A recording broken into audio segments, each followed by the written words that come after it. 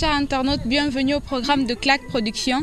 Alors, vous qui êtes à travers le monde, pour le compte de l'ONG Association Sourire des Enfants Africains, je reçois pour vous aujourd'hui M. Albert Tshibangou, qui est le directeur de l'épée du moderne. Mais j'aimerais bien que vous vous présentez pour tous ceux qui vous connaissent et pour ceux qui ne vous reconnaîtront pas, qui vous êtes et quelle fonction occupez-vous à l'école. Je suis le directeur Tshibangou Moussensé, Albert. Je travaille dans cette école, ça fait 3 ans que nous sommes là. En tant que directeur. Ah, merci beaucoup. J'aimerais aussi que le papa en face de moi, vous présentez, papa, le nom. Merci maman, c'est Toumambaye Léon, promoteur de cette école, propriétaire de cette parcelle ici.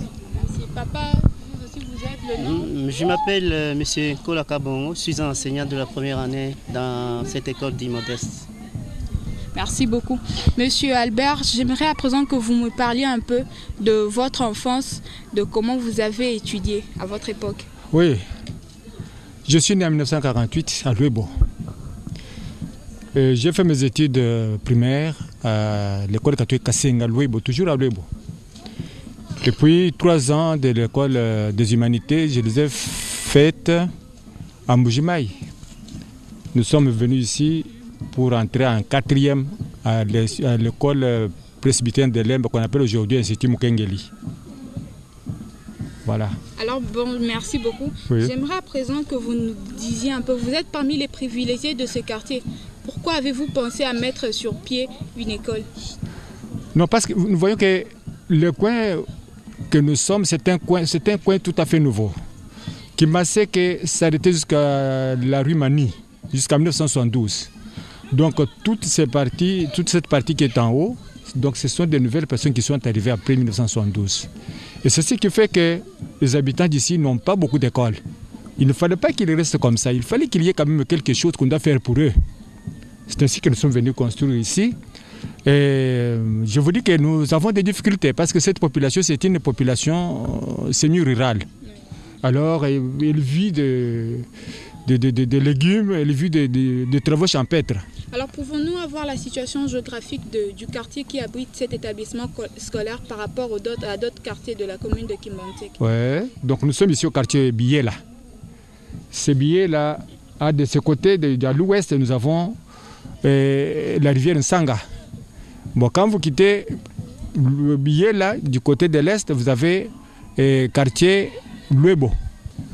Bon, au nord là-bas, donc au nord, vous avez, donc au sud, nous avons Mpanga et au nord, nous avons le quartier Kisantu. Et quel est le mode de vie des habitants de ce quartier? Le mode de vie, vraiment, ils ont une vie très pauvre. Ils vivent difficilement. Ils supportent les enfants difficilement. Pour payer les frais scolaires, c'est un problème. C'est une mer à boire. Donc ils vivent seulement de ce qu'ils gagnent dans l'agriculture, les jardins qu'ils font ici et les champs. Et la moyenne d'enfants par famille, va de combien à combien d'enfants? Donc la moyenne d'enfants, ça peut aller de 3, il y en a même qui vont jusqu'à 11 ans. 10, 11. Et leurs parents occupent quelle fonction? Ils travaillent, les parents de la plupart des parents ici, ce sont des agriculteurs et des maraîchers. La plupart, oui. Et les croyances religieuses et sociales des familles qui abritent le quartier de cette école? Oui, la plupart, ce sont des gens qui... Donc, beaucoup, ce sont des chrétiens. Hein? Bon, il y en a qui prient dans des églises qu'on appelle des églises spirituelles. Il y en a qui prient dans des églises qu'on appelle les églises là de réveil. Il y en a qui sont dans les églises catholiques, protestantes, kimbanguistes. Alors les taux de pourcentage et des enfants qui vont à l'école? Ici, les enfants qui vont à l'école, il y a de ces parents qui ont la volonté d'envoyer les enfants dans des écoles. Par manque de moyens, ils ne le font pas. Bon, ceux qui amènent les enfants ici, donc les enfants partent au cours de l'année scolaire. Ils ne parviennent pas à terminer l'année scolaire. Donc tantôt il est ici, l'année prochaine il est là-bas. Alors le taux, bon, je peux dire que 30% des enfants qui étudient de ce côté. Et sur 30%, nous pouvons voir combien de jeunes filles qui étudient? Les jeunes filles sont en majorité. Par rapport aux garçons, les jeunes filles sont nombreuses. Et celles qui ne viennent pas à l'école, c'est marient-elles? Si, la plupart donc attrapent de grossesse avant le mariage. Nous avons beaucoup d'enfants. Vous dites, monsieur le promoteur? Nous avons encore des filles mères dans ces quartiers qui ont mis des enfants et qui n'ont pas quelqu'un qui peut les supporter. Et ces enfants, lorsqu'elles mettent au monde, elles reviennent à l'école? Les enfants, quand ils mettent au monde, ils restent chez leurs parents. Et leurs parents maintenant commencent aussi à supporter les petits-enfants là. Et le jeune homme, monsieur le directeur, les jeunes hommes étudient quand même dans ce quartier? Les jeunes hommes, bon, ils étudient, mais ça ne donne pas. Ils ne donnent pas beaucoup d'importance à l'école, comme à notre temps. Parce que moi, à notre temps, quand nous étudions, donc j'arrive à la maison, je mange, et puis, allez, je m'en vais étudier. Même dans la décennie 73, donc 70, il y avait des enfants qui faisaient ce comme nous faisions autrefois. Mais maintenant, ce n'est pas le cas. Les enfants ont beaucoup de distractions. C'est ce qui fait que les enfants n'ont pas vraiment un bon niveau. Ils ont un niveau très bas. Et c'est ce qui fait aussi que, comme il y a peu d'enfants qui étudient, il y a des enfants qu'on appelle ici des Koulouna. Là, c'est les hommes qui se marient aussi. Ces enfants-là, les jeunes gens, si, mais ils ne se marient pas, mais ils attrapent ces enfants-là. Donc ils prennent une autre vie. Bon, alors, quand il a grossi la fille, on a mis la fille chez ses parents, bon, il reste là. La fille, après avoir mis au monde, allez, elle retourne chez ses parents. C'est ça ce que nous vivons ici. Merci beaucoup, monsieur le directeur. Très chers internautes, vous venez là de suivre le point de vue du directeur de l'épée, du Modeste. Alors moi, je vous dirais juste que si la jeune fille est scolarisée, elle a un atout majeur d'éduquer toute sa famille. Et ceci est dans le but d'atteindre le développement durable, non seulement pour sa maison, mais aussi pour le développement de toute une nation. De ses entrailles sortiront des hommes, et s'ils sont bien élevés, puisque leur maman a acquis un savoir qui est très bon, très solide, vous verrez que les jeunes de demain seront ceux-là qui feront de notre pays un grand pays, qui démontreront la grandeur de la RDC et qui feront la fierté de leurs parents. Alors, monsieur le directeur, je reviens à vous pour demander comment se passe l'année scolaire dans votre école. L'année scolaire, nous commençons avec des enfants, un grand nombre. Mais au fur et à mesure que les années avancent, que l'année scolaire avance, donc il y a le départ des enfants. Pourquoi? Parce que le Minerval, l'histoire du Minerval, même chez nous ici, mais c'est une habitude aussi. Parce que si chez nous, presque toute cette année, on n'a pas chassé des enfants. Mais vous voyez les enfants, quand on arrive au milieu de l'année, les enfants partent. Vous dites, monsieur? Leurs parents n'ont pas d'argent. Avec cette partie des contrats que nous sommes ici, les parents sont des chômeurs. Ils n'ont pas d'emplois. Nous manquons les emplois. C'est manque les emplois que les parents ne peuvent pas arriver à atteindre la manière de payer les minervales de leurs enfants. Et comment faites-vous pour payer votre personnel, les enseignants? Maintenant, c'est une grande difficulté que nous en avons. Le peu que nous en avons, nous nous forçons à donner les enseignants qui travaillent aussi d'une manière bénévole. Parce que si vous voyez un enseignant qui supporte, vous voulez qu'il soit bien chrétien, qu'il soit chrétien. Sinon, s'il n'est pas chrétien, s'il ne supporte pas, c'est tellement difficile. Merci beaucoup. Alors moi, je dirais juste à vous qui nous suivez, soutenez M. Alexis Yamamoto dans cette décision qu'il a prise d'aider la femme, d'aider la jeune fille, d'aider la jeunesse et les enfants à leur payer de frais scolaires. Parce que si nos enfants sont bien enseignés, ils auront ce courage-là d'affronter le monde moderne dans les instances nationales et internationales en participant à la prise des décisions équitablement. Et ceci permettra aussi la stabilité nationale, régionale et mondiale. Cette réflexion du promoteur de l'association Sourire des enfants africains, en la personne de M. Alexis Katendi Lubaki, surnommé par ses fans et ses chouchous M. Alexis Yamamoto, ne sait pas qu'il y a un adage qui dit « éduquer une femme, c'est éduquer toute une nation ». Alors vous qui regardez, vous qui voulez apporter un pouce, comme l'a fait Madame Pat l'Américaine Diaz, Madame Chedmiel Tambwe, n'hésitez surtout pas à apporter votre pouce à cette association Sourire des enfants africains.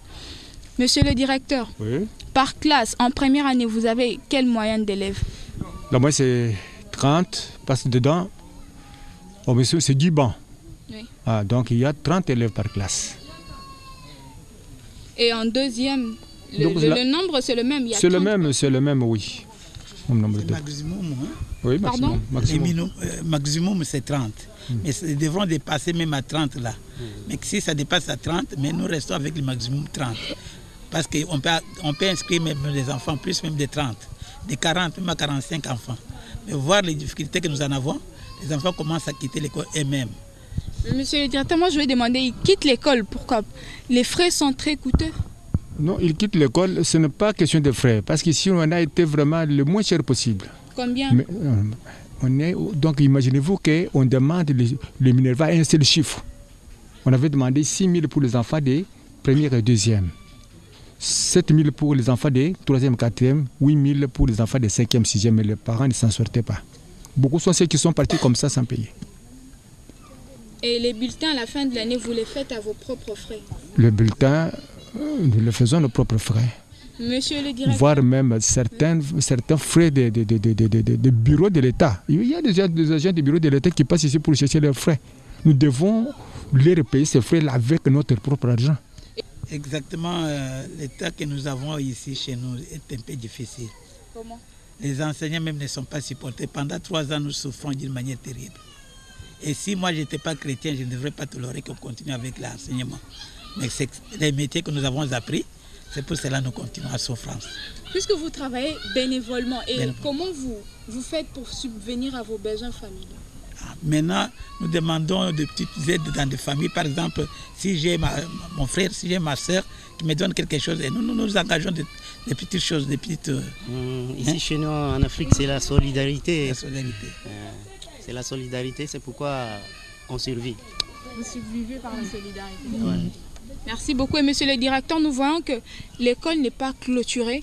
Pendant la récréation, les enfants ne retournent pas chez eux à la maison. Ça n'arrive pas. Non, ils ne retournent pas. Nous avons un chapitre dans notre école.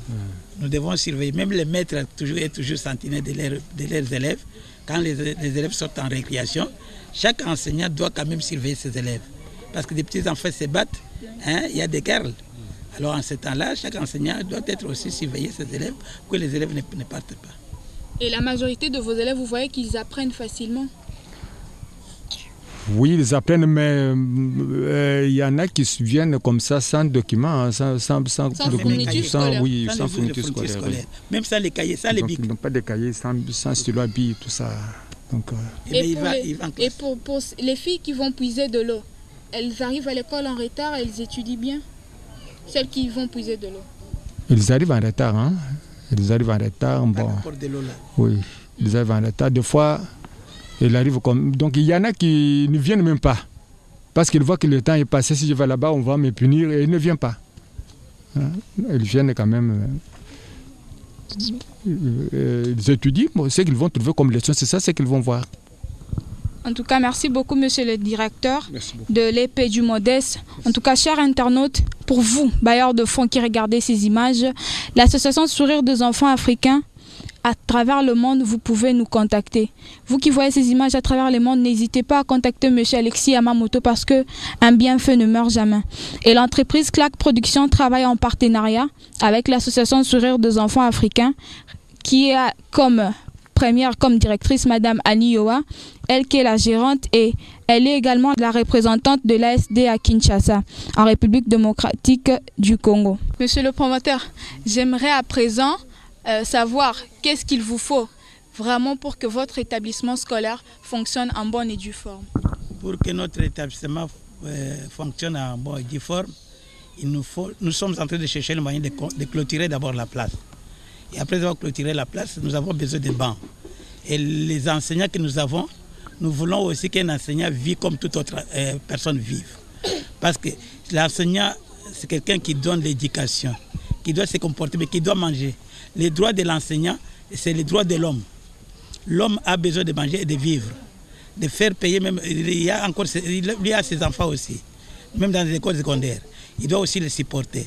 Alors le moyen que nous devons, nous proposons par exemple payer un enseignant, mais même un montant de $150, c'est très bien parce que c'est comme notre pays, parce que le pays même est tellement difficile, c'est pour cela que ça peut les aider.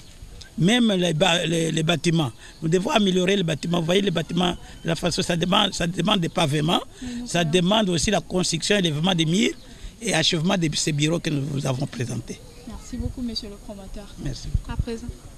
Oui, monsieur le directeur. C'est le maître. Oui, monsieur le maître, Ouais. votre souci majeur que vous présenterez à ceux qui vous suivent, à monsieur Alexis Yamamoto. Bien, merci beaucoup pour la parole. Mon souci vraiment, quand je suis dans la salle de classe, alors je ne peux pas avoir vraiment l'arrière-pensée. À la maison, comment c'est que j'ai laissé là-bas, bon, je dois être à l'aise. Et puis, les tableaux que j'utilise dans la salle de classe doit être vraiment un tableau de la bonne qualité. Puisque il y a des fois on cherche des craies comme ça, bon, on n'en trouve pas. Mais le peu qu'on a, quand on essaie un peu d'écrire, des morceaux partent comme ça à cause d'un tableau vraiment qui n'est pas bien amélioré.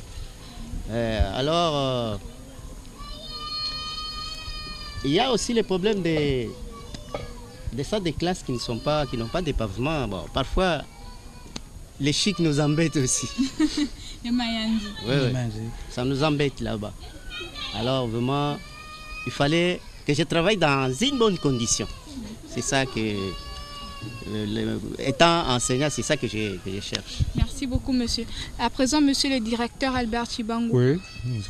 Un mot, puisque vous êtes le directeur, vous savez qu'est-ce qui manque pour que les élèves étudient bien, pour que les élèves soient dans de bonnes conditions.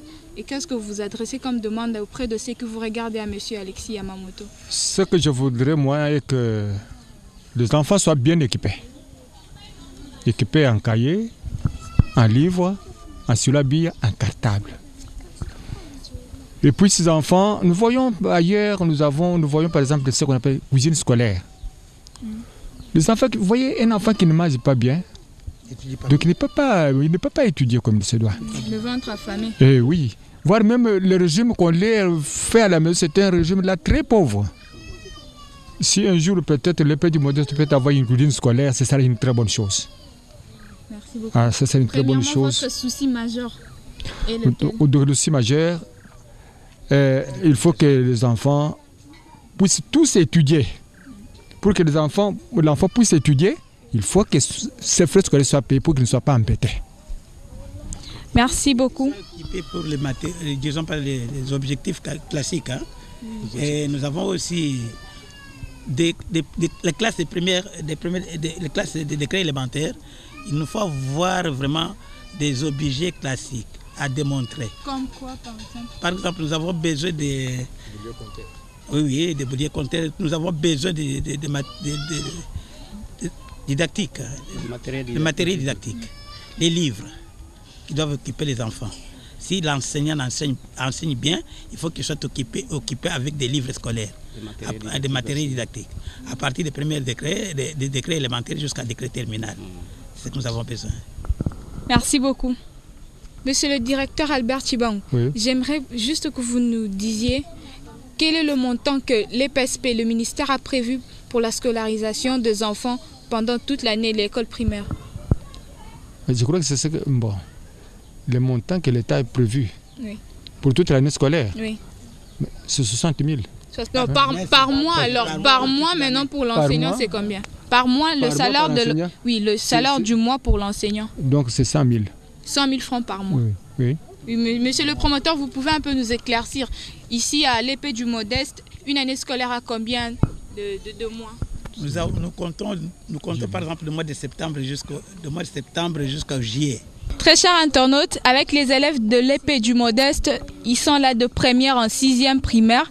Alors nous allons leur laisser un petit moment afin qu'ils chantent pour le plaisir du promoteur de l'association Sourire des enfants africains, qui est monsieur Alexis Yamamoto. Allez-y.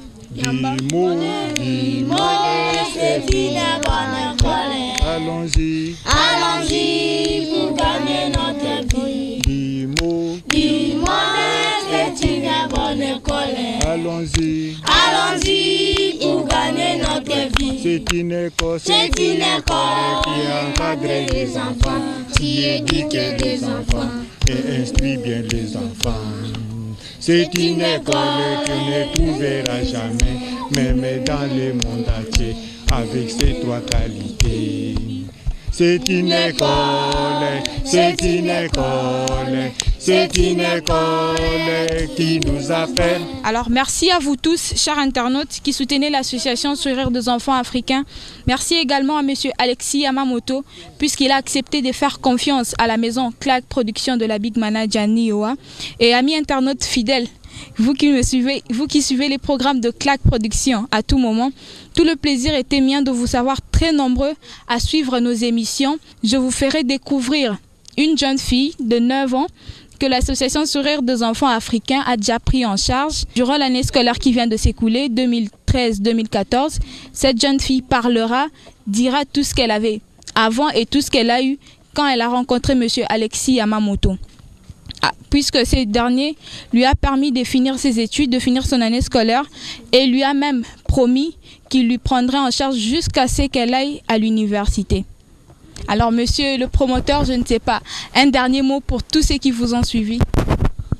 Nous vous remercions de votre arrivée ici chez nous, de nous visiter et comprendre nos besoins. Nous avons besoin, nous vous disons merci.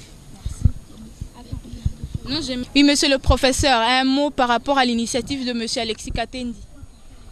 En tout cas, nous le remercions vraiment davantage et nous attendons vraiment une bonne amélioration au sein de notre établissement. Merci beaucoup. Monsieur le directeur, un mot. Alexis Katendi. Vraiment, je ne sais comment exprimer ce que j'ai comme reconnaissance. Si tout le monde vraiment avait cette idée-là, d'aider la population congolaise comme il est en train de le faire, je suis content de ce que papa Alexis Yamamoto a fait pour nous. Alexis Yamamoto. Oui, oui, vraiment je suis très content de voir qu'il y a un fils du pays qui songe quand même à la génération qui dirigera ce pays quand nous ne serons pas là. C'est mon mot de la fin. Merci beaucoup. Merci beaucoup, chers internautes qui nous avez suivis. Merci beaucoup à l'équipe technique qui nous a aidés à réaliser cette émission. Je vois là Amour Luzolo, le grand caméraman, Boni Mouangou, et ainsi que la Big Manager Anioa. Rodamole Mbinzambe Ababos, vous tous qui êtes là dans la diaspora, qui aimeraient bien soutenir ces enfants, Banaboe, Bazabana Okoede, afin que l'obios à la paix que Ozo Konte Batu Amotuya Namboka Nao. Et Sengoming Ezaki Anga Koe Babino Ebele, pour vous tous qui aimeraient bien contacter M. Alexis Yamamoto, je vous prie de le faire au plus 33 65 170 37 60. 0033 65 170 37 60. Vous pouvez également visiter sa page web qui est le www.associationasda.com. www.associationasda.com. Merci beaucoup à vous tous qui nous avez suivis. Le plaisir a été pour moi et pour tous ceux qui étaient avec moi. Je vous retrouve très prochainement dans une nouvelle émission.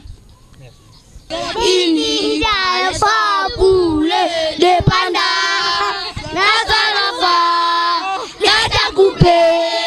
Les poulets morts, prenez les poulets de là, dans le pays de là, salez la mer, nous voiturons, prenez une maman, dans le pays de là, à donner, nous pleurons dans la vérité, serment, salut, nous préférons des au pays Congo, les aïeux Congo, le pays Congo, les aïeux Congo. Nous préférons le soleil, nous attirons la paix. Quand tu gagnes, nous sommes les témoins. C'est ma meilleure idée.